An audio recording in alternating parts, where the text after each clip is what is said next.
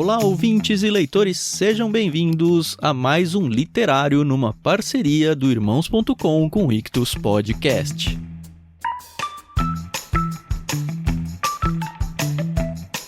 Eu sou o Thiago André Monteiro, @vulgutan, e eu estou até emocionado em trazer para vocês o início de uma saga, isso mesmo, lá no literário número 30, em abril de 2021, nós demos início ao que seria a nossa jornada pela Terra-média. Nós lemos a parte 1 da Sociedade do Anel, que é o primeiro livro da trilogia Senhor dos Anéis. Então, nessa grande série que a gente ainda está fazendo no literário, nós teremos 6 episódios, 2 episódios tratando sobre a Sociedade do Anel, 2 episódios sobre as Duas Torres e 2 episódios sobre o Retorno do Rei. Aliás, nós teremos em fevereiro desse ano, já em 2022, a parte 2 das Duas Torres. Isso, a gente ainda está no meio desse trajeto, dessa saga aí na Terra-média.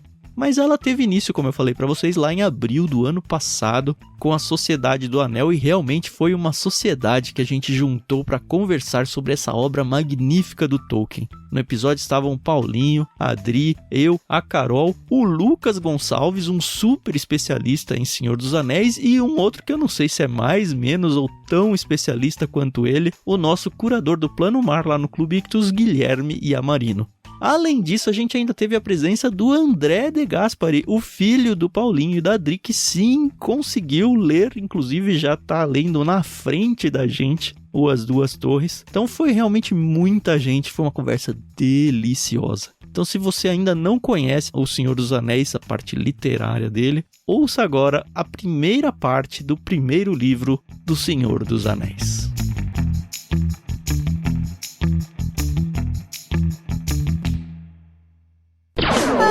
Podcast Irmãos.com.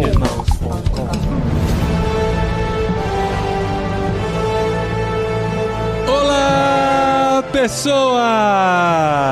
Podcast Irmãos.com de número 457 entrando no ar. Eu sou o Paulinho e estou aqui com o Lucas Gonçalves, que o mínimo que eu espero é que depois desse episódio ele faça mais uma tatuagem de Senhor dos Anéis. Você quer que meu pai me deserda mesmo, né? Agora você já tá casada, meu amor. Você pode fazer o que quiser. Fala, gente. É muito bom estar aqui de novo com vocês pra gente trocar essa ideia. Eu sou o Lucas Gonçalves e tô aqui com o nosso querido bardo que rodou Gondor, Bree e todas as demais eras também, estando com a gente aqui, o Guilherme Iamarino. Aê! O Gui é o nosso bardo, olha aí. Sabia que você ia gostar, cara. Eu já vim preparado. É bardo porque ele toca bardolim? Não, é bardo porque ele leu os contos de Birobardo. Ah, desculpa, gente. A minha foi melhor. Não vou fazer mais isso. É porque ele tá abrindo um negócio novo, o Bardo Gui. É um bom nome. Eu vou anotar aqui na caixinha de ideias pra depois fazer isso. Guilherme Iamarino falando com vocês. Eu estou aqui com o Tan e eu vou ler um poema pra ele. Olha só. Quando o inverno vibra o açoite, racha a pedra na fria noite, entre as árvores nuas, negros lagos, no ermo os passos são aziagos. Olha só, esse é o nosso poema de viagem, então. Olha! Eu tomo pra mim. Esse aziago aí pra usar no dicionário do Ictus. Obrigado, acho que nem a minha esposa já leu um poema assim pra mim publicamente. Eu sou o Tan e tô aqui com a Carol e eu tenho só uma pergunta pra você, Carol. Você lembrou de trazer a corda ou não? Eu sou a Carol Simão e estou aqui com o André. E, Dé, só o fato de você estar aqui quase num conselho de Elrond tá sendo muito bacana. Aê, Dedé! É meu Dedé, gente! Eu estou aqui com a Adriana, a minha mãe, e ela é a única aqui que não terminou de ler o livro.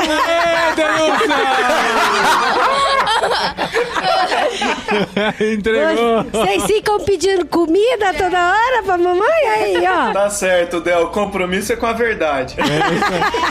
A Adri se afogou no Grande Rio. Gente, mas eu tô no finalzinho do Grande Rio, vai, como se fosse. A gente não vai poder contar o fim do livro mesmo, então tá valendo. Então, eu sou a Adriana e eu estou aqui com o Paulinho, meu marido, e eu quero ler um trecho do livro pra ele. Esse programa não vai acabar hoje. Só da introdução.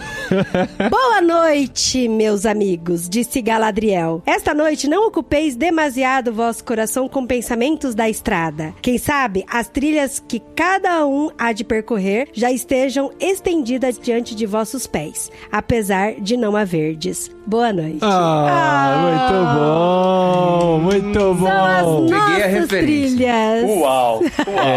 Nós estamos na jornada, gente. E como todos os episódios têm a ver com o que nós estamos vivendo, esse aqui é mais um, que além de estarmos indo pra Terra-média, estamos nesse momento de jornada e vamos falar, finalmente, esse é o episódio mais anunciado de todos os tempos do podcast Irmãos.com, que faz um tempão que a gente tá falando dele, e finalmente chegou a hora pra falar sobre a Sociedade do Anel, o primeiro livro da trilogia de Senhor dos Anéis. Com esses amigos aqui, foi difícil, gente. Estamos em 8 aqui, é isso? Não, 7. Estamos em 7 aqui, faltando 2 pra completar aqui a Sociedade do Anel. A gente vai falar sobre esse livro maravilhoso, contar nossas experiências de leitura e principalmente ouvir os que ainda não participaram das nossas conversas sobre Senhor dos Anéis, que são o Tan, a Carol e o Dedé, que vão contar suas experiências aqui.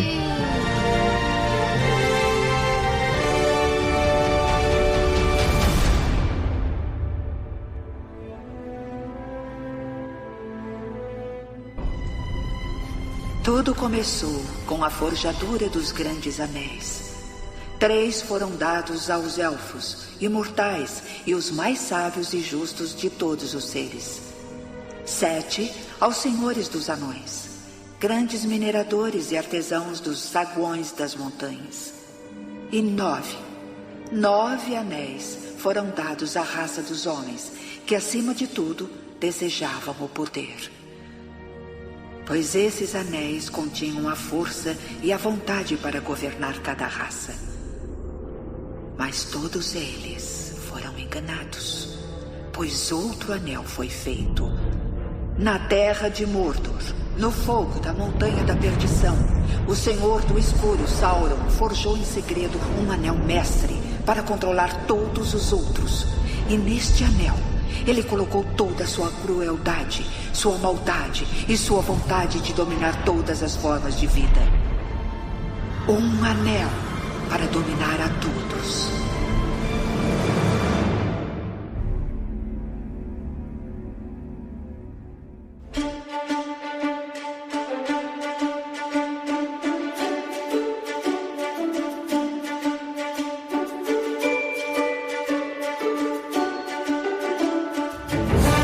Pessoas, eu só queria começar perguntando pra vocês, principalmente pro Lucas e pro Gui, o que vocês acharam da versão russa do Senhor dos Anéis? Gente, no mês passado saiu no YouTube um filme antigo, russo, uma adaptação do Senhor dos Anéis, né? E está totalmente disponível no YouTube. Então quem estiver interessado, pode ir lá buscar. Deve ser bem interessante. O ponto alto dessa adaptação é o Gandalf fugindo. Vou dar spoiler. Uhum. Tem um momento que aparece o Gandalf com uma águia. É muito engraçado, gente. É uma aula de efeitos especiais práticos. Eu confesso assim, eu não cheguei a ver ainda. Eu tô esperando minhas férias no meio do ano pra conseguir, né, assistir coisas, por aí vai. Mas assim, eu dei uma scrollada assim ali na timeline e a minha sensação é que eu tava assistindo Chapolin, pra ser bem sincero.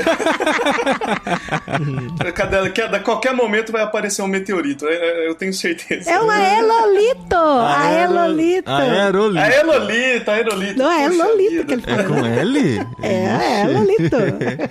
Mas, gente, olha que legal, a gente conseguiu. Quase todos nós conseguimos, né? Faltou meio capítulo. Eu vou ali e já volto. O problema, meu e do Dé, é que a gente começou muito cedo. A gente começou em dezembro do ano passado, a gente foi lendo sem pressa, só que assim, com o Dé do lado, eu senti uma pequena pressão, né, de manter o ritmo, porque ele estava muito ansioso por ler e a gente estava lendo todos os dias, e a gente acabou lá no meio de fevereiro, uma coisa assim, comecinho de março, né, Dé? E foi uma experiência muito gostosa, porque eu li li no Kindle, ele leu no livro impresso, ao lado, assim, cada um só em pensamento, né, mas tentando seguir o mesmo ritmo. E ele, de cada 3 páginas, ele voltava pro mapa pra conferir onde era cada coisa, né, Dé? Sim. E o Dé gosta muito de mapas, então foi muito legal ler junto com ele, porque às vezes eu dava uma viajada, eu não sabia muito bem onde eles estavam, eu perguntava, onde é tal lugar? Ele voltava pro mapa e me mostrava. E foi bem legal acompanhar a jornada olhando no mapa, né? Eu falei naquele programa de introdução que isso é muito importante mesmo pra você se localizar, senão fica um monte de acontecimentos e lugares sucessivos que você não se localiza muito bem neles, né? Então foi legal ler dessa forma. A primeira parte do livro é onde você vai se acostumar com a leitura do Tolkien. A forma descritiva, como ele faz, de muitas famílias, muitos lugares. E aí você vai olhando no mapa e vai aprendendo como é que é a forma como ele descreve as coisas e aprendendo também a forma como ele fala geograficamente dos lugares, né? E aí é muito legal, porque a primeira parte conta da saída, né, do Frodo até chegar no pônei de empinada. A gente pode falar que essa é a primeira parte? Sim, mas assim, a gente tem que saber que a gente tá partindo, pra muitos, né, do filme, né, a referência do filme. Quando você vai pro livro, você vai perceber que ele é bem diferente, bem mais detalhado, né? No filme, as coisas acontecem muito rápido, aquele senso de urgência e tal, que não existe no livro. E esses primeiros momentos, primeiros capítulos, são bastante tempo de condado, bastante mesmo, assim, muito mais do que você pode imaginar. É quase metade do livro. É, do livro 1, pelo menos, né, que o Sociedade do Anel, ele é dividido, todos eles, né, são 3 livros que são divididos no meio, né? Em 2 cada um. É, 2 cada um. E o primeiro livro é praticamente só condado mesmo. O que não quer dizer que é entediante, nem chato. É muito legal porque você vai conhecendo muito mais da vida daqueles hobbits, você vai conhecendo que existem seres diferentes, existem lendas, existem pensamentos diferentes que estão atingindo a vida daqueles hobbits, que são aqueles seres pequenos, para muitos insignificantes, mas que vão demonstrar uma grande importância lá na frente. Então essa construção toda é muito importante e faz com que a gente se identifique com eles, né, em toda essa jornada. Uma coisa que é muito bacana de citar os hobbits logo no começo da história é porque, em tese, eles estão meio que isolados, né, de todo o resto do mundo. Igual muitos leitores também, né, ainda que seja uma continuação, tenha todo um universo aí que acontece em ordem cronológica, etc. Muita gente que chega no Senhor dos Anéis, como foi o meu próprio caso, inclusive, chega no Senhor dos Anéis sem o resto da bagagem, né? E aí você tá junto com os hobbits sem saber muito o que tá acontecendo no resto do mundo, né? Você também tá entrando ali meio que pra participar de uma história, pra se entreter um pouquinho, igual os hobbits estão ali vivendo a vidinha deles, fazendo festa, bebendo cerveja, blá blá blá. E aí começa a acontecer coisas, né? Começam a acontecer narrativas. Então, iniciar com o Hobbit eu acho que é uma grande vantagem narrativa pra você mergulhar junto com eles, né? Você vai acompanhando junto e descobrindo coisas, mundos, enfim, povos. Isso é tão legal, cara, porque a gente tem a mesma reação que os hobbits, né? Uhum. Porque assim, o Sam, ele sempre quis ver os elfos e tal. Então assim, a gente vai criando uma expectativa tão grande e fala, ai meu Deus, agora ele vai conhecer os elfos. Uhum. Aí você para e pensa, mas eu também vou conhecer os elfos. Não, eu pensava assim, eu já conheci os elfos, ele ainda não conhece, né? Uma coisa interessante, acho que principalmente do Senhor dos Anéis e desse livro em si, é que vem da transição do Hobbit para uma nova história, né? E agora você tem uma amplitude maior e uma densidade maior, né, na história. Então esse momento que a gente vê o condado, a festa, você tem um detalhamento, assim, da vida dos hobbits muito grande, e eles viajando ali, assim, o primeiro livro é um livro de viagem, né? E aí você tem desde o mundo pequeno do condado, como o Lucas falou, Paulinho e Dri falaram, ampliando agora a visão de que existe um mundo maior, existe mais do que isso, e em 2 aspectos. Existe mais do que isso em termos geográficos, ou seja, existe um mundo tão vasto assim que eles não conheciam. Era tudo lendário, era algo muito distante da vida deles, muito distante do próprio conhecimento deles. Apenas, nossa, eram as canções que o Bilbo cantava e tal. E outra coisa é a densidade da história, da seriedade com que existe a movimentação das guerras, dos povos, da política, de tudo que tá acontecendo extra-condado, né? Então esse livro, ele serve disso, né? O primeiro livro, ele, do Senhor dos Anéis no Sociedade dos Anéis, essa parte aí, ela serve pra imergir a gente na mesma sensação que os 4 hobbits estão passando, né? De vislumbramento com um mundo muito vasto, mas ao mesmo tempo de impressão que eles estão conhecendo uma história que pra eles ali era isolada, quando eles viviam no condado, tendo as festas de aniversário deles, fumando aquela erva de fumo lá e tudo mais. Mas que é a nossa realidade, né? Se a gente for pensar aqui no Brasil, eu que sou um jagunço que moro aqui e só saí pra ir, sei lá, passear e voltar, comparado aí ao que o Paulinho e a Adri estão fazendo, indo pra Espanha e viver outra realidade, a gente não sabe que quer ficar, assim, não vive, nem lembra da realidade fora do Brasil, ou fora da sua cidade, fora do seu estado, e as políticas internacionais e tudo. É uma alegoria muito forte à nossa própria realidade, assim, a gente tá preso aos nossos probleminhas do dia a dia aqui, achando que isso é mundo, e não é. Por mais que a gente tenha informações sobre o mundo lá fora, se a gente não tá vivendo, experimentando aquilo, são só informações, né? Que até pra gerar uma empatia é mais difícil, porque você não tá lá, você não tá vivendo aquilo, não tá experimentando aquilo, né? E é mais ou menos o que eles viviam também. A aventura do Condado, eu tô, assim, a gente só leu o primeiro livro, mas essa primeira parte, gente, de aventura, eu achei tão legal, tão falta de ar, tão emocionante, assim, sabe? Eletrizante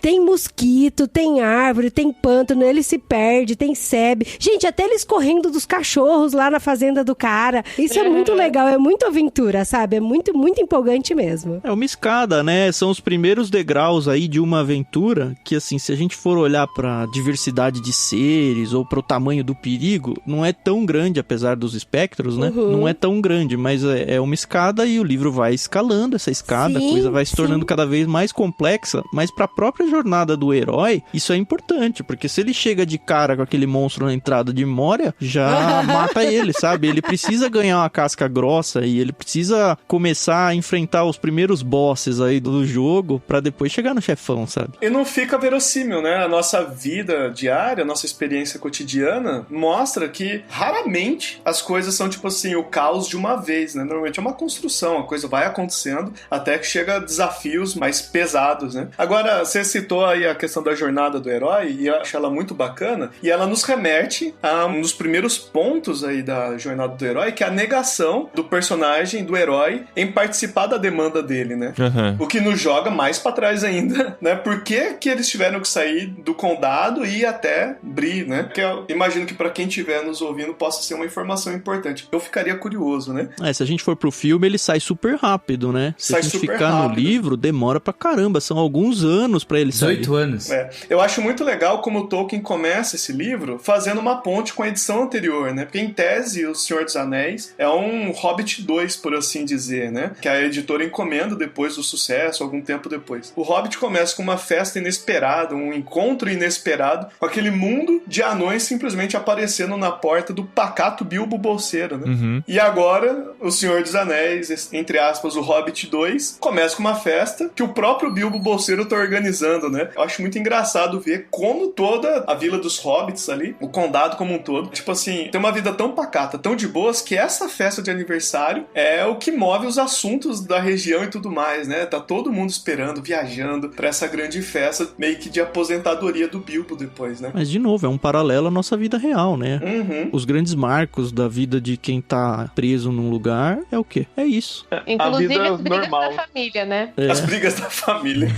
É verdade. Tá passando um filme na mente de todo mundo, né?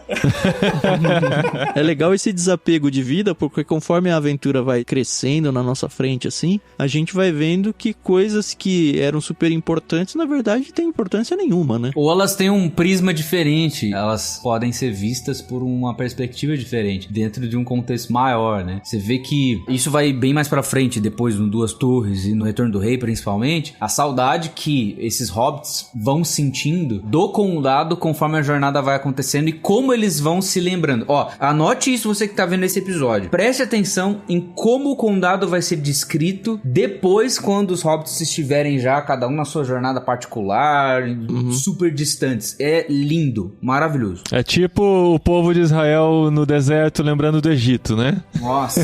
Nossa, o alho era uma delícia. Eu não li o segundo e o terceiro livro ainda, mas eu vou acreditar que eles vão fazer essa ponte como foi o filme, o terceiro, quando acaba. Que é quando eles voltam pro condado depois de toda a quest ter sido completada. Como que é possível você viver dentro de um contexto onde você tava, depois de ter vivido tanto o que você viveu, assim. É meio que impossível. Eu acho que o Bilbo, ele sofre muito isso quando ele volta e fica lá escrevendo seus livros, contando as histórias pra todo mundo que quer ouvir, mas porque, assim, ele não cabe mais no condado. Sim. É o dilema da jornada do herói, né? Esse é o dilema. O próprio Frodo, né, quando os espectros do anel, que só entre parênteses aqui, né? Os espectros é o extremo de alguém afetado pelo anel, né?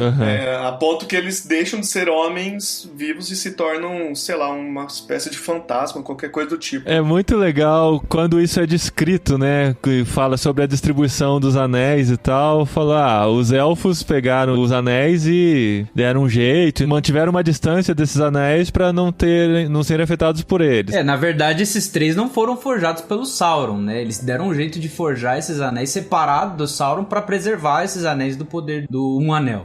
Os anões também tiveram um processo lá, mas os homens são muito fáceis de serem manipulados. É nóis, né? Uma mulher, né? De mini só vem.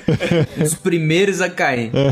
E aí, quando o Frodo é apunhalado, né? Essa marca que ele recebe, né? Por ser apunhalado pelos espectros do anel, acompanha ele o resto do rolê, né? O resto do rolê, essa marca tá com ele, né? E aí, nessa festa lá do comecinho do livro, né? Eu acho que ela é bem importante, porque nessa festa, o Bilbo, ele meio que se aposenta e deixa tudo pro Frodo, né? E aí o Frodo acaba recebendo, junto com toda a herança que o Bilbo consegue no Hobbit, indo com os anões, etc, ele volta rico, blá blá blá. O Frodo herda tudo isso, junto de tudo isso, o bendito anel também, né? E aí descobre-se o grande problema do anel, né? Que aí agora, ô Frodo, você tem que se virar com esse negócio aí que tá na tua mão. Então, Lucas, mas o que é legal é que quando ele descobre o anel, tipo, é um anel, assim, mágico. Ninguém sabe o que ele é. Nem o próprio Gandalf sabe, entendeu? E é muito louco porque a gente vai aprendendo junto com ele e tal. Como que esse anel é tão poderoso desse jeito, a ponto deles precisarem deixar o condado. O Gandalf, na verdade, leva anos investigando sobre o anel. Investigando. Ele sabe que tem alguma coisa esquisita aí, né? E a gente vai descobrindo junto, porque o anel já tinha sido apresentado lá no Hobbit, era só um anel mágico que fazia as pessoas desaparecerem quando usavam, mas havia essa sombra atrás dele que precisava ser pesquisado, e o Gandalf vai atrás dessas informações, e isso leva aí os 17 anos, né, que espera em toda essa jornada. Deixa eu fazer um parênteses aqui, que o Paulinho falou uma coisa muito legal, né, e me puxou aqui a memória, que no começo, o anel só fazia a pessoa ficar invisível, em tese, né? E aí tem um cara muito bacana, que chama Diego Clautal, ele é brasileiro, né? Pra mim, o maior tolkienista que a gente tem no Brasil, assim, pro tipo de estudo que eu gosto, né? E aí ele traz um paralelo entre o anel, um anel, com um mito, uma lenda, sei lá, enfim, qualquer coisa nesse sentido, uma alegoria, se eu não me engano, de Platão, que ele fala sobre o anel de Gilis, que é uma forma que o filósofo acha pra provar pra gente que nós somos intrinsecamente maus, né? Que a ideia qual que é? Se a gente conseguisse, de alguma forma, não sofrer punições pelas nossas ações, o que a gente faria, né? E aí ele faz esse exercício mental. Assim, imagina um anel que te deixa invisível e você pode fazer o que você quiser estando invisível. O que você ia fazer? E aí ele começa a falar assim, você ia entrar escondido no banheiro feminino, você ia, sei lá, roubar as pessoas, porque ninguém ia te ver, ninguém ia saber que você tá lá, você ia matar aquele cara que você não gosta, porque ele te, enfim, sei lá, fez alguma coisa ruim pra você, você ia estar invisível, ninguém ia saber que foi você, né? Por que eu quis citar isso? Porque um anel, de alguma forma, ele, no Senhor dos Anéis, ele trabalha essa ideia da ganância, né? Do poder, de você fazer as coisas conforme você quer pra tua, entre aspas, satisfação, né? E ele tem essa imagem desse poder de você ficar invisível, né? Lembrando, então, aí o Anel de Gilis, da Grécia Antiga.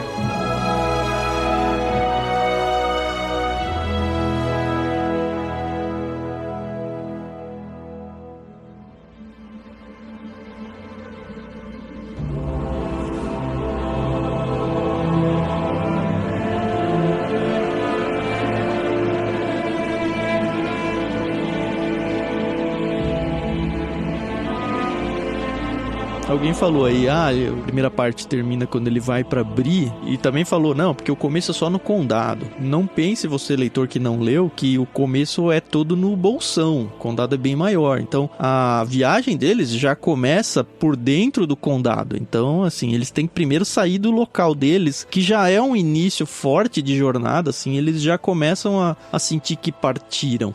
E tem algumas curiosidades aqui que eu fiquei muito empolgado com o livro, assim. Eu já sabia que o Tolkien Tolkien, ele nasceu dia 3 de janeiro, que já me deixava extremamente feliz, né? Porque é o seu dia aniversário. do meu aniversário. Aham. E aí, depois que eles mencionam, eu já tinha visto isso no Hobbit, mas tinha esquecido, que tanto o Bilbo quanto o Frodo, eles fazem aniversário no mesmo dia, que é 22 de setembro, que é o aniversário do meu filho. Olha E isso! Uma das coisas que eu odiei na tradução aqui da HarperCollins em relação à anterior, é que na anterior, o Frodo assume um nome novo, né, pra tentar se esconder quando ele vai chegar em Bree e tal, né? Uhum. E a tradução original, pelo menos a da versão anterior, não, HarperCollins, era Monteiro. Aí eu falei, putz, aí eu vou pra galera, né? Porque seu sobrenome é Monteiro. É, né? lógico. Uhum, E aí eles mudaram, a tradução aqui ficou com Sotomonte. Mas quem tem esse sobrenome Sotomonte, meu? Quem é bolseiro Levante-se também, algum né? ouvinte que tem esse sobrenome. Mas não tem bolseiro também. Exato. Onde estão os sotomontes do Brasil? Isso. Se levantem e protestem. Por isso que eu diria que a primeira parte do livro não é, na verdade, até na estalagem. É até a casa do Tom Bombadil, pra demonstrar como os hobbits viviam no condado, como eles não sabiam que tinha no mundo lá fora. É isso aí mesmo. O que o Dé falou é legal, cara. Porque pensa que o Tom Bombadil, ele serve pra dar um impacto nos hobbits, né? Exato. Os hobbits nunca tinham visto alguém como o Tom Bombadil, sabe? Uhum. E tem toda a questão do que acontece na casa do Tom Bombadil, que nós não vamos dar spoilers, mas é importante pra história, né? Ah, gente, eu acho que dá pra dar spoiler, viu? Vamos combinar as regras aqui só do jogo, né? A gente já fez 2 episódios meio que recentes apresentando toda a literatura fantástica, por isso que a gente não tá fazendo essas introduções de novo, e apresentando várias informações sobre o Senhor dos Anéis para as pessoas ficarem prontas pra ler o Senhor dos Anéis. Agora, se a pessoa chegou aqui, ainda não leu, ou ela está decidida a ter spoiler e tá à vontade com isso, ou assim, é melhor parar pra ir lá ler, porque acho que vale a pena a gente dar spoilers, porque se a gente ficar segurando, a gente vai acabar ficando muito repetitivo só com informações leves que não vão entrar muito. Então, é importante a gente falar sobre Tom Bombadil, porque apesar dele ter sido veementemente ignorado no filme mesmo, eu entendo, porque não teria espaço pra um personagem tão maluco como ele num filme como aquele, mas ele é importante pra história e ele tem um impacto na jornada dos hobbits, né? O Tom Bombadil tem debate em volta, né, gente? Quem ele é, o que ele é, né? Até foi engraçado que essa semana, um amigo bem querido de infância lá de Jundiaí me mandou mensagem: Lucão, eu preciso conversar com você sobre o Tom Bombadil, cara. Eu tenho umas teorias aqui, você pode me ouvir? Eu falei, posso? Claro que eu posso, né?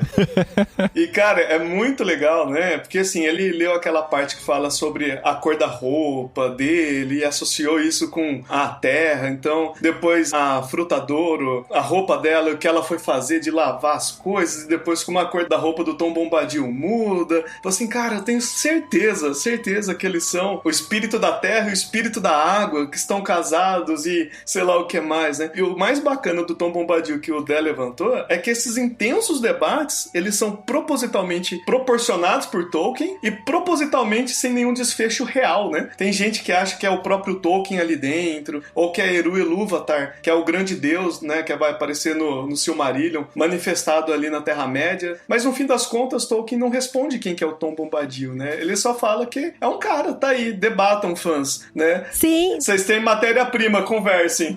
Não tem nem a origem nem o fim. Sabe o que eu acho muito louco do Tom Bombadil? Que assim, ele, na história do filme, eu acho que o filme ficou tão redondo. É assim, eu não sou daquelas fãs louca, tanto que eu tô conhecendo o Senhor dos Anéis agora. Eu tô gostando muito demais, então eu respeito vocês que são muito fãs e que acham que o filme não é tudo isso. Mas eu gosto demais do filme, eu acho o filme tão sensacional. Não, eu gente. acho ele redondo. E não tem todo Tom Bombadil. Ninguém falou que o filme não é sensacional. Não, eu o sei. filme é muito sensacional. E Muito bom, mas o livro é melhor.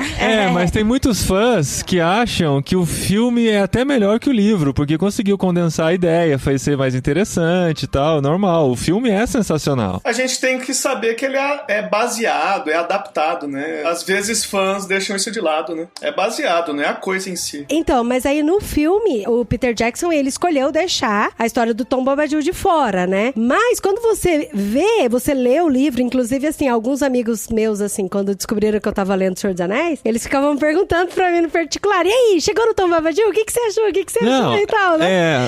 Acho que a gente já falou e isso. Assim, no outro programa a gente acabou falando um pouco, né? E aí, assim, o que eu acho, assim, muito legal do Tom Bombadil, que foi até o que o Dé falou agora, é essa apresentação pra esse mundo maluco que tava vindo pra agora. Entendeu? Porque até então, o condado era tudo muito redondo, era... Tudo sob controle. Sim, todo mundo agia de uma forma muito parecida, todo mundo, assim, vivia junto, em comunidade, fazia todas as suas coisas. O lance do presente de aniversário eu achei muito divertido. Tudo aquilo eu achei muito legal, a forma como eles reagem diante das situações. Daí, de repente, eles chegam lá e, assim, encontram o Tom Bombadil, que tem uma autoridade muito grande sobre a natureza e sobre muitas coisas, e uma mulher esquisita lá e tal, e que acontece um monte de coisa mais esquisita ainda. E aí você fala, pera, calma, esse livro, ele já tá me apresentando uma coisa muito louca aqui. Então eu acho que eu posso esperar que vai vir muito mais coisas mais loucas ainda. Não veio, né? Mais louca não veio. Acho que o mais louco já foi. É interessante que durante até o conselho, eu sei que eu tô me adiantando um pouquinho, mas só pra gente ver da importância dele, que até sugerem, né, dele cuidar do anel pra sempre, né? Então você vê que realmente ele não foi, assim, um personagem muito aproveitado, né? Você lembra da resposta? Alguém falou, por que o Tom Bombadil não vai cuidar do anel? Aí fala assim, parece... eu não lembro direito a resposta, mas era alguma coisa assim, não, porque é bem capaz dele esquecer onde ele vai guardar o anel, sabe? Ele não vai ligar, ele é tão aquém esse negócio que ele não vai ligar. O negócio do Tolkien com o Tom Bombadil é fantástico, assim, porque em uma das cartas dele, naquele livro Cartas do Tolkien, ele fala algumas vezes sobre o Tom Bombadil pros editores dele, né? Tem algumas cartas preservadas, né? E explicando isso, porque realmente, imagina assim, você é um editor e aí tá lendo a coisa e de repente aparece um personagem que entra na história, sai da história sem nenhuma explicação. Parece um parênteses até, né? Parece que é isso. E o Tolkien explica que é até uma forma de como ele compreende a literatura fantástica, mitológica, antiga, de ter essa existência de mistérios, de personagens inexplicáveis que nem vão ser explicados, entendeu? Então o Tom Bombadil, ele ser um mistério, ele enriquece a história, ele enriquece ainda mais, porque daí dá pra gente aqueles negócios. A mesma coisa quando, fazendo um paralelo gigantesco, tá? Quando a Marvel, por exemplo, faz uma série, e aí num episódio ela coloca um easter egg, uma referência e tal, e deixa os fãs discutindo isso veementemente pra ver o que é, e no final não é nada. É tipo... gente, Tom Bombadil, na minha cabeça, ele é o Melquisedeque da Bíblia, assim. Gente, mas eu não acho que é tão parênteses assim. Porque assim, por exemplo, igual os pôneis, quando eles se perderam, eles voltaram pra casa do Tom Bombadil. O outro pôneizinho lá, como é que ele chama, filho? O Pocotó? O Bill. O Bill, do Samambaia. Ele volta pra casa do Tom Bombadil. Então, assim, eu acho que o Tom Bombadil, ele tá inserido na história. Não tá tão margem, mas ele tá inserido de alguma forma. Viu? Né? Deixa eu... eu tive um déjà vu aqui agora que o Tan falou do Melquisedeque. A gente tem um episódio sobre Tolkien, acho que é de 2012, se não me engano, a gente fez a biografia dele, e eu tenho quase certeza que o Marcelo, que tava gravando com a gente, citou que o Tom Bombadil era o Melquisedeque da Terra-média. Não. Olha isso. Olha só pra fazer a menção. Ele achando que era original. Putz, eu tava feliz com a minha participação aqui. Você ouviu isso e guardou no seu subconsciente. Achando que era a J.K. Rowling, percebeu que tinha copiado. Caramba. Viu? Mas tem um lance aqui ainda falando do Tom Bombadil que me chama muita atenção, né? Porque assim, como a Carol levantou a bola, ele não é afetado pelo anel, né? E se eu me lembro bem, ele é o único cara que não é afetado pelo anel em toda a história. Mesmo o Bilbo, que ficou tanto tempo com o anel, né? Depois ele... Mesmo a Galadriel. Mesmo a Galadriel, que é mais velho que o Sol e a Lua, né? Tão poderosa, virtuosa, é afetado pelo anel. Todo mundo é afetado pelo anel, menos o Tom Bombadil. E agora veja que curioso vocês, que o Tom Bombadil é o cara que tem a vida mais simples, mais de boas, né? O anel suscita em todo mundo aquela ganância, aquela sede por poder, por domínio, que no fim das contas, né? O orgulho, né? A raiz da nossa incredulidade, do nosso pecado, trazendo aqui uma pegada cristã. No fim das contas, gente, por que a gente é assim, né? Por que a gente é orgulhoso? Por que a gente deseja poder, etc? Porque a gente quer produzir um mundo à nossa volta que nos traz satisfação. Então, por que a galera quer poder? Porque quer a felicidade, quer satisfação. O Tom Bombadil é o único cara que não é afetado pelo anel e é justamente o cara mais alegre, mais satisfeito, mais festeiro, mais da hora, por assim dizer, good da história vibe inteira, né? Mais good vibes. Ele tem ali a terrinha dele, tá ali suave, tá de boas. Porque Porque o modus operandi do anel é isso. É trazer esse fake poder pra pessoa, mas na verdade tá sendo controlado. E, gente, eu acho tão sensacional o Tom Bombadil. Gente, eu gostei demais dele. Quando fala assim, olha só, gente, vocês vão lá, vocês vão enfrentar perigo. Se vocês precisarem de alguma coisa, só começar a cantar que eu venho aqui. Começar a cantar, gente. Eu falei, não, mano. Na hora do perigo, né, do desespero, canta uma música de tumbalelê, tumbalalá. É a macumba. Ele é tranquilo, mas ele é disposto. Ele é disposto. Porém. É verdade. É uma lição bem interessante, assim. Às vezes parece um parênteses meio fora de contexto, né? Às vezes fica aquela sensação de, esquisito. Ainda mais porque não tem no filme, né? Você fica com essa sensaçãozinha. Mas então, na surpresa... os hobbits são armados lá na casa do Tom Bombadil. Então, Sim, é importante. É o Papai Noel, ele é um ponto importantíssimo pra história. Quando a gente fala que é parente, não tá falando que é descartável, é só que, tipo assim, o jeito que ele é colocado ali... Sabe quando o professor de português tá ensinando que você pode empurrar uma oração pra frente na frase e colocar ela entre vírgulas? Tipo assim, a frase continua fazendo sentido, tá tudo bem. A minha sensação é mais nesse sentido. É claro que, assim, ele é bom, ele é bacana, é legal que ele esteja lá, faz sentido ele tá lá, mas do jeito que acontece, que nem o Gui comentou, né, no começo da fala dele. Ele simplesmente aparece do nada. Eles estão andando ali, né, na floresta, eles estão num momento meio complicado. Ele salva, né? Ele é importante. Salva a galera do Salgueiro Lutador. Vamos deixar claro aqui. E ele aparece, tipo, você não tá esperando, né, que vai aparecer um ser desse tipo. E depois que a galera sai, ele deixa de aparecer, assim, como um coadjuvante que realmente tá fazendo alguma coisa ali naquela cena, né? Que nem os pôneis vão voltar pra ele, até volta.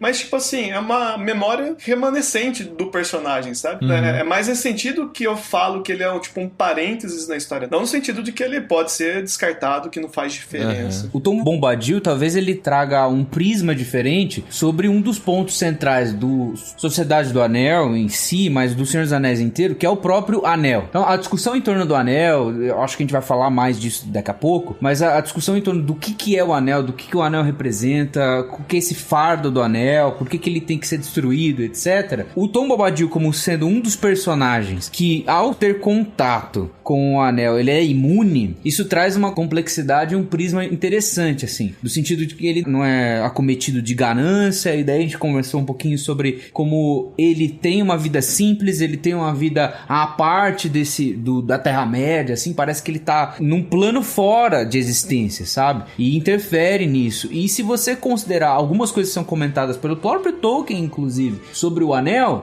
ele representa um fardo, a ganância, aquilo que o homem tem de desejo de buscar satisfação, algo que se assemelha muito, para nós que somos cristãos, ao próprio pecado e o fardo do pecado. Então, se você olhar o Tom Bombadil, o jeito que ele leva a vida e como ele é imune, isso traz uma reflexão muito interessante pra gente, assim, de como se portar, né? Do que se importar, de quais prioridades você vai ter na vida e tudo mais. Fazendo um Inception aqui com o próprio Irmãos.com, né, com o episódio que o pessoal falou sobre o ego transformado, no fim das contas é um pouquinho esse autoesquecimento, né? É se deixar de querer fazer esse domínio e organizar o mundo à sua própria vontade, etc, né? Perfeito. O segredo pra felicidade tá não olhar tanto pra si próprio, mas simplesmente viver, aparentemente, né, pelo menos. Agora eu entendi porque vocês não queriam falar do Tom Bombadil. Já foi metade do episódio só falando do homem. Agora é hora do apelo e a gente ora.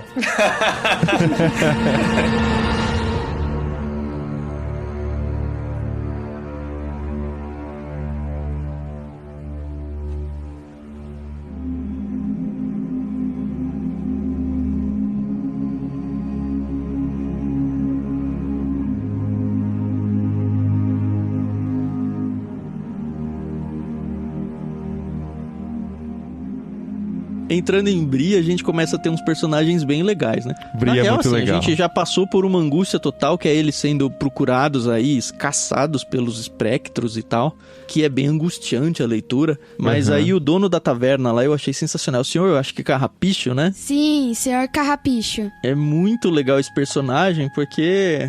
eu achei ele extremamente caricato, ele é importante, ele faz as burradas dele de não levar o aviso do Gandalf, né, de volta pro bolsão pra avisar que o Frodo tinha que sair logo e tal. E, enfim, acaba que dá tudo certo, meio que dando errado. Mas eu achei muito divertida a cena em Bree. E coisa que no filme parece um negócio meio sombrio. Me lembrava muito a cena, por exemplo, do Star Wars, quando o Luke chega no bar a primeira vez, sabe? Mas no livro não foi isso. Foi um negócio super divertido. Nossa, Tan, eu tive a mesma impressão. E o próprio Passo Largo, né? Uhum. Tudo bem. O ar de mistério ao redor de quem ele é, de ser alguém que é sujo, andarilho e tudo mais, é preservado no filme, mas no livro você tem mais cenas dele, né? Uhum. Mais conversas, existe mais mistério sobre quem ele é, né? Aí é igual o Lucas falou, eles venceram o primeiro chefão, né, do RPG, e agora eles vão caminhando pro segundo chefão, né, que é quando eles têm que chegar até lá em Valfenda. E acontece muitas coisas, muitas aventuras também, e eles... Começa a juntar uma galera de espectros, né? Antes era meio que 1, 2 que tava indo, agora tem um montão. E... Eles já estavam com informações, as informações de que o bolseiro estava com o anel na estrada, né? Porque eles tinham ido lá pra Vila dos Hobbits e descobriram isso. Agora estavam perseguindo, então aí já virou uma perseguição. No início, era só aquele medo incerto, assim, pode haver perigo, né? A partir desse momento, a gente já tem certeza de que o perigo é real e que eles precisam correr e se esconder. E o anel, ao invés de proteger ele, deixando ele invisível, faz com que ele se torne mais visível ainda, né? Pra esses espectros. Porque o anel, pra quem não sabe, né? O anel é tipo, aqui pra alegrar a Adri de novo, né? Como se fosse uma Horcrux. Sim, eu lembrei o tempo tem um todo. resto ali do Sauron, tem um resto dele ali, né? Uma parte da alma, enfim. E eles querem se reencontrar, né? O anel quer voltar pro seu senhor e o seu senhor quer o anel pra eles poderem, então, voltar até aquele grande poder que eles tiveram no passado e, de novo, pela bilionésima vez, tentar dominar toda a Terra-média. Isso explica a vontade incontrolável que o Frodo tem quando ele tá próximo dos espectros do anel, de colocar o anel, de usá-lo, né? Então, essa tentação que ele tem de usar o anel, ela é ligada aos espectros do anel que estão procurando. Então existe essa força que no começo é tipo mais uma sombra, como o próprio Gandalf fala, né? Uma sombra que está por aí, que agora ela vai tomando forma. Então os perigos, que nem a gente falou, eles antes eram mais incertos, agora cada vez mais presentes, e esse senso de urgência aumentando, a perseguição aumentando. Acho que o ponto alto da perseguição aí dos hobbits agora com o Aragorn é Bree, né? Esse momento aí. E é louco que o Gandalf não tá junto, né? E aí eles ficam o tempo todo, será que Gandalf passou por aqui? Será que onde que tá o Gandalf? O que aconteceu com o Gandalf e tal, né? E aí a gente também fica ansioso. Meu Deus, cadê o Gandalf? Porque no Gandalf a gente pode confiar. Porque ele é poderoso, ele é mágico e tal. E a gente também fica nessa ansiedade, né? Pra saber quando que o Gandalf vai aparecer. Isso né? é uma ferramenta comum em histórias assim, que quando tem um ser muito poderoso, geralmente dão um jeito dele sair de cena, né? Porque senão ele vai resolver todas as situações e vai ficar mais cômodo para os outros mais mortais, né? Então ele não entra na história, eu tô falando assim do background da criação da história. Então ele não entra na história desde o início, a jornada começa sem ele, vão encontrar ele lá na frente, depois de um tempo, Tolkien já dá um jeito dele sair de cena novamente, né? Para que a história continue de uma forma mais identificada com nós, seres humanos que estamos lendo. E pra quem lê o Hobbit, isso é uma coisa comum, assim, porque no Hobbit o Gandalf vive sumindo também, né? Ele vai pra não sei onde, sai pra lá e depois volta. Até o Bilbo dá uma brigada com ele. Fala assim, você vai me deixar sozinho com esses anões aqui? Ele é o mestre dos magos. Né? Nossa, a gente falou junto, cara. A gente é muito amigo, né?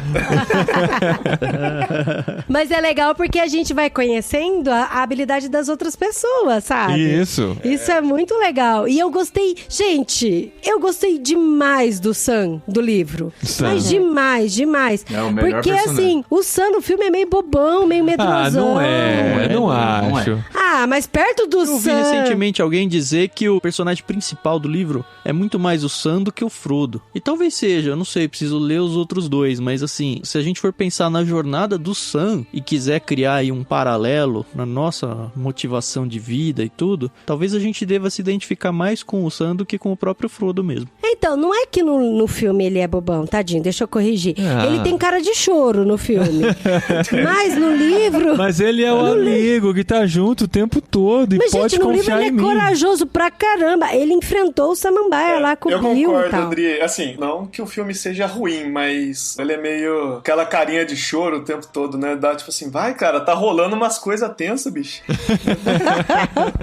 Vai, para. Não.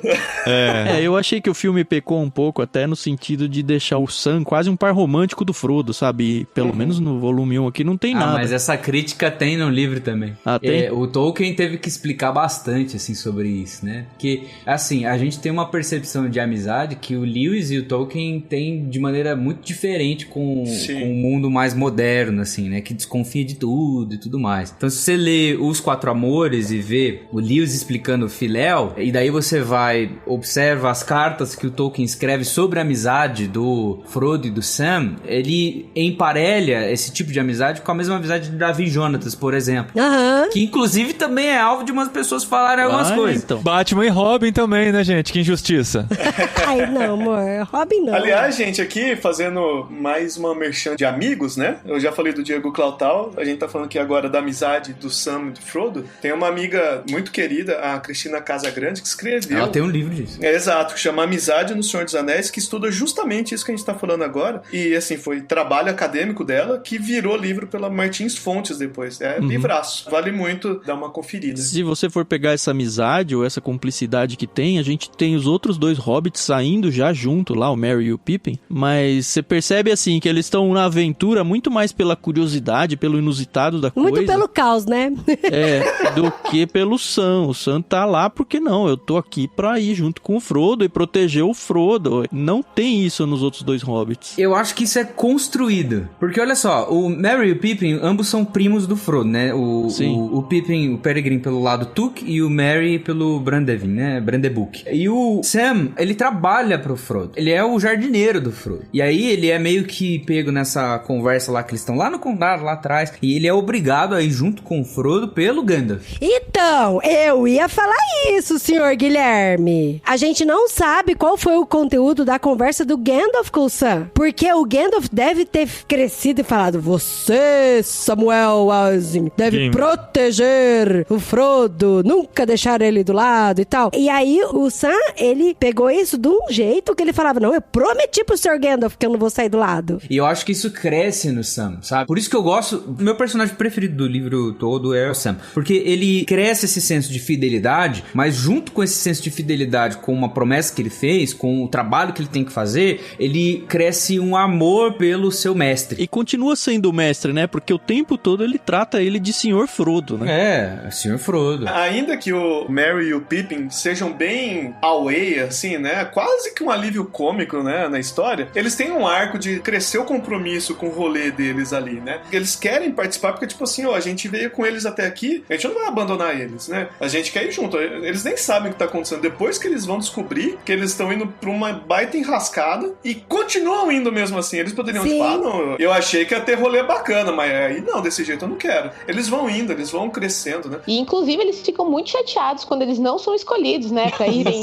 Sim, é verdade. com o Frodo, né? Inclusive o Glorfindel era pra ir, mas o Glorfindel não vai porque um dos hobbits tem que ir. É, verdade. Estavam querendo dispensar, né? O Gandalf fala assim, não, eu acho melhor os quatro ficarem juntos, porque nós não sabemos o que os quatro juntos pode resultar, isso tem alguma coisa aí e tudo mais.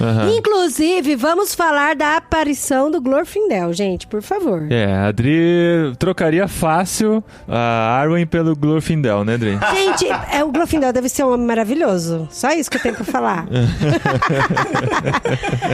Não, porque assim como ele e outras aparições que tiveram no livro e que não apareceram no filme, algumas eu falei, essa daqui deu pra entender. Por exemplo, a caravana de elfos que aparecem lá no meio do caminho. É muito legal, porque assim, eles sempre... Ai, gente, eu vou fazer uma comparação muito ruim. Mas é tipo dor do parto, sabe? Que você sente a conotação dor. Aí depois você respira e tem um alívio. Sim. É muito isso, porque eles passam apuro. Eu já tive cólica também, mas não parecido, diferente. Com cólica de intestino. Daí você passa um apuro, e aí de repente, ufa, tem um alívio. E aí passou a caravana dos elfos e tal. A gente já falou do Tom Bombadil e aí a gente percebe que tem vários personagens ao longo do livro que realmente não apareceram no filme e que dá super pra entender atender, senão você vai ter que contratar um monte de gente. E vamos combinar que não deve ser fácil contratar elfo, né? Não, mas esse alívio que ele traz, Dri, eu acho bem importante, porque não é um alívio só, assim, é um alívio pra todo mundo. Assim, o primeiro alívio que não é um alívio, mas é um cumprimento de uma coisa que o livro devia pra gente, é o Sam ter o primeiro encontro com os seus queridos elfos, que era o grande sonho da vida dele, né? E o segundo é assim, quando o Tom Bombadil aparece, tá todo mundo morrendo, não tem como escapar, eu preciso de uma ajuda externa, e vem o Tom Bombadil. Então, e agora o Glorfindel, né, o nome dele, ele surge depois do Frodo ter tomado aquela espadada do espectro, e ele tá morrendo, não tem braço, ele tá sendo carregado, mesmo com a ajuda do Passo Largo lá, o Aragorn, não tem jeito, eles estão todos ferrados no meio da floresta, não pode ir pra estrada porque tá sendo vigiada lá pelos próprios espectros, ferrou, assim, precisa de um novo Ex-Machina, e vem, né? Uma coisa que é legal da aparição do Glorfindel é porque é um ótimo case do conceito que Tolkien cria sobre o catástrofe, né? No momento mais caótico, ou assim, não necessariamente mais caótico, mas num momento muito caótico, onde parece que a perda e a derrota é um fato imutável, alguma coisa muito boa e inesperada acontece, né? Tipo assim, o Frodo vai morrer, não tem mais o que fazer, tá tudo ferrado. Exato, é isso. Mas aí aparece o Glorfindel. Tipo, pra trazer um essa alívio, boa né? virada, né? Pra trazer um alívio e a salvação que ninguém tá esperando, né? O Senhor dos Anéis é cheio disso, assim, você vai ter vários momentos de eucatástrofes, né? Essa boa virada. A ideia de eucatástrofe é o oposto da catástrofe, né? A catástrofe no drama é uma virada ruim que você não tá esperando e traz um problema pra história que aí vai ter que resolver, né? No caso da eucatástrofe é uma virada boa e inesperada que vai trazer uma solução pra situação ali, né? E isso traz um paralelo pra nossa vida, principalmente a nossa vida como cristão, assim, os desafios que a gente pega. E assim, eu não vivi nunca esse contexto missionário, que o Paulinho Adri com certeza tem muito mais, mas a gente ouve tantos relatos aí de missionários em situação financeira, de riscos, de tudo, em que chega um momento de falar, agora ferrou, cara, não sei o que eu fazer, e de repente vem Deus de uma forma, assim, aparece um Glorfindel na vida da pessoa e resolve o problema e é o Deus chegando pra resolver e colocar as coisas no eixo de novo, né? É muito gostoso de ler isso, né? Porque a gente experimenta isso na vida algumas vezes. Uma coisa que é sensacional de você observar no Senhor dos Anéis, e é uma percepção do Tolkien em relação à providência, porque as eucatástrofes, elas vão demonstrando, tipo, é lógico que vai ter uma eucatástrofe principal do livro, mas existem pequenos momentos de providência, que são esses que o Lucas ressaltou, que vão demonstrando um cuidado dessa providência, sabe? Existe algo que, no caso aí, vai ser revelado no livro, né? E principalmente se você ler toda a obra do Tolkien, você vai saber muito bem quem que tá ali comandando essa providência, que vai cuidando do processo do mundo, que vai cuidando dos rumos, que vai protegendo aqueles que estão fadados ou destinados a realizar os grandes feitos na Terra-média, né? Isso você vê desde o começo do Senhor dos Anéis, algumas vezes no Hobbit, e nas outras obras do Tolkien você vê isso, né? As águias, esse caso aí do Glorfindel. Então você vê, existe uma providência anunciada. Quando o Sam tá conversando com os elfos ali, naquele momento que eles estão saindo do condado, eles têm uma noite com os elfos, eles cantam uma canção. E na canção tem o nome de Erbereth, que é uma dessas que acaba conduzindo uma certa providência, né? Em relação aos cuidados dos seres da Terra-média e tudo mais. É muito bonito de ver como isso é anunciado. Perceba isso na leitura, como isso vai sendo anunciado, sabe? E é gostoso como eles aceitam, né, Gui? Assim, eles aceitam e eles desfrutam aquilo, o descanso. Eles se entregam. Então, assim, tanto quanto os elfos apareceram, quanto o Glorfindel e mais pra frente do resto da história, até em Lothlórien, que a gente vai falar mais pra frente, eles aceitam aquele descanso de bom grado e eles ficam em paz com aquilo. É muito gostoso, é muito bom. Quem tá desesperado, né? Sei lá, faminto, morrendo de sede, com frio, aceita o prato de comida, o copo de água ou o cobertor de quem vier, né? E muitas vezes é até melhor do que você tava esperando. Como eles entraram na fazenda do velho lá do condado, né? Porque, gente, olha, eu vou falar, porque os meninos estavam tristes porque não ia passar pra tomar uma cerveja boa. De repente, chega na fazenda do velho e tem uma cerveja melhor ainda. Olha só. E por falar em descanso, gente, nossa conversa aqui não chegou nem em Valfenda ainda. A gente já tá com mais de 1 hora de gravação. A proposta que a gente tem aqui é de de dividir esse episódio em 2. Por quê? A gente ia fazer um episódio só sobre todo o Senhor dos Anéis. Aí, de repente, lemos o primeiro livro e falamos, não, vamos ter que dividir. Aí fizemos uma introdução. Aí, não, a gente faz a Sociedade do Anel num episódio só. Agora já estamos um tempão de conversa aqui deliciosa. E tem toda a parte 2 do livro ainda, que a gente vai fazer o seguinte, eu quero ver se o Dé topa, se os outros convidados topam também. Nós vamos nessa semana agora, que você está ouvindo esse episódio, né, na semana do dia 18 de abril, nós vamos fazer a nossa viagem pra Espanha. Chegando lá, a gente não sabe como vai ser ainda, então a gente não vai assumir um compromisso de ler um livro nessa época. Então o que a gente vai fazer? A gente vai dividir essa conversa, vai parar por aqui, estando lá acomodados, a gente grava a segunda parte e faz o literário do mês de maio. Assim a Dri tem a chance de terminar de ler o segundo livro. Terminar de ler meio capítulo que falta. Porque o livro é muito grande, né? É, tem muita coisa pra conversar ainda. A parte de Valfenda é sensacional, o conselho de Elrond, a jornada daqui pra frente tem muita coisa legal, muita lição pra tirar. E a gente vai fazer a segunda parte lá da Espanha. Você topa, Dé? Top! E vocês, amigos, topam continuar essa conversa depois? Só pra pontuar onde a gente tá parando, eles estão chegando em Valfenda aqui. Valfenda. Né? Foi salvo, então a gente retoma a partir da entrada de Valfenda. É, da travessia do Val, que é importante também. Ah, é verdade. Vai ser o crossover entre jet lag e literário. Olha só. É isso aí. Jetilário. Nossa. Litelag, o Dé falou aqui. Muito bom, gente. Obrigado por acompanhar a gente nessa jornada. Você que não gosta do Senhor dos Anéis, é mais um episódio pra você pular no mês que vem. Você que gosta vai ter um pouquinho mais aqui no literário. Você que não gosta de Senhor dos Anéis, que lute, né? Tá tudo errado. Você que já. não gosta do Senhor dos Anéis tem a oportunidade de se arrepender e passar a gostar.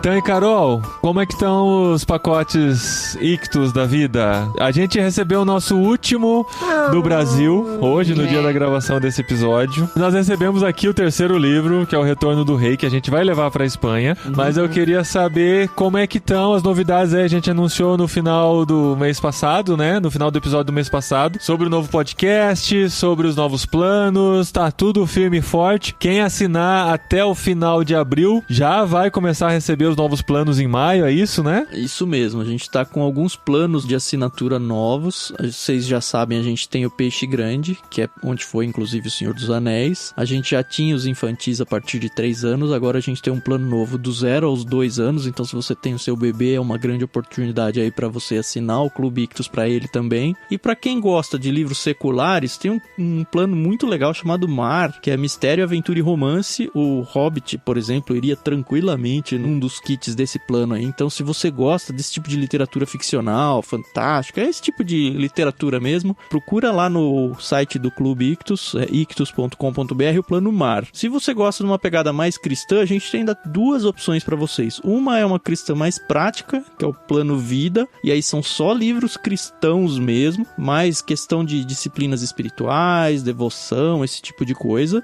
mas livros sempre muito bons. A gente tem vários desses aqui no próprio literário, e tem um outro plano mais acadêmico, mais livros de referência, que está capitaneado aí pelo teólogo Paulo On, e a curadoria é toda dele, então tem todos os dados aí que você precisa para você conhecer esses planos, tudo em ictus.com.br. Como o Paulinho falou aí, se você assinar no mês de abril, até o último dia de abril, você vai garantir o seu primeiro kit em maio, que vai ser o primeiro desses, todos esses planos aí. E a outra novidade, que é a que me deixa assim muito feliz mesmo, e tem sido muito bem recebido, graças a Deus, é o podcast novo. A gente criou até um feed próprio para ele, que é o Leitura Bíblica Comentada. A gente tem feito um episódio por semana, sempre de segunda-feira de manhã, e cada episódio a gente lê e conversa sobre um capítulo da Bíblia. A ideia é que esse podcast aí dure muito mais do que já durou o Irmãos.com, para que a gente consiga passar a Bíblia inteira junto com vocês. Então, assim, é a oportunidade para quem não tem o costume, e até para quem já tem o costume de fazer sua devocional, de se aprofundar num capítulo da Bíblia toda semana. A ideia é que você faça isso sozinho, sozinho, faça em grupo, junte, sei lá, crie um grupo na igreja pra discutir junto e a gente só quer fomentar isso tudo. Então se você tem interesse, procura no seu feed leitura bíblica comentada. Eu achei legal o que o Elias Paiva, nosso ouvinte, comentou lá no grupo do Telegram, né? Que este podcast só seja interrompido pela volta de Jesus. Olha aí. Amém. Que bonitinho. Tem gente que acredita que pode até continuar depois da volta de Cristo. Da sua linha escatológica. E eu espero não estar gravando se acontecer isso aí, viu? Gente, olha, e sobre esse nosso episódio aqui, eu só vou falar uma coisa pra vocês. A culpa toda é do Tom Bombadil. Porque teria ficado em um episódio só, olha só. A culpa do Tom Bombadil. Valeu, gente. Até o mês que vem com mais Senhor dos Anéis no Literário. Amém. Valeu, Tchau, gente. galera. Mais uma vez.